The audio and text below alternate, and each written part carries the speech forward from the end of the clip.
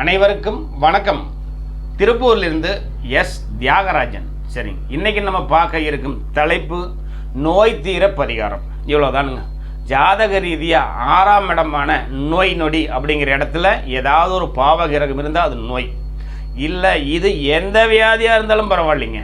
எல்லாத்துக்கும் ஒரு வியாதி இருக்கு இல்லையா? அந்த வியாதி தீரணும் அப்படின்னா திருச்சியில் போய் திருச்சி பக்கத்தில் இருக்கிற ஊட்டத்தூர் அப்படிங்கிற ஏரியாவில் சுத்த ரத்னீஸ்வரர்னு சொல்லி கோயில் இருக்குதுங்க. அங்கே போய் ரத்தத்தை சுத்தப்படுத்தக்கூடிய ஈஸ்வரர் அவர் பேர்.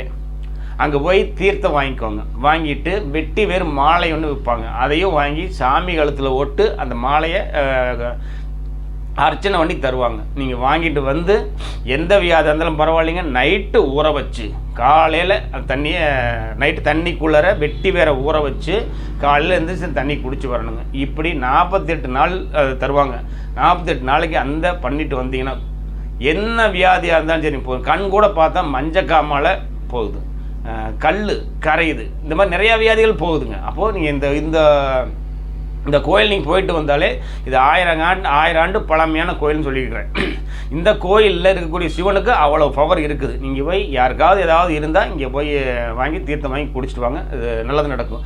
இது நோயை பற்றி இருக்கிற ஒரு பதிவாக இருக்கிறதுனால முடிஞ்ச வரைக்கும் இதை கொஞ்சம் ஷேர் பண்ணுங்கள் சார். அதுபோக லைக் பண்ணுங்கள், முடிஞ்சால் ஒரு சப்ஸ்கிரைபோடு பண்ணிடுங்க.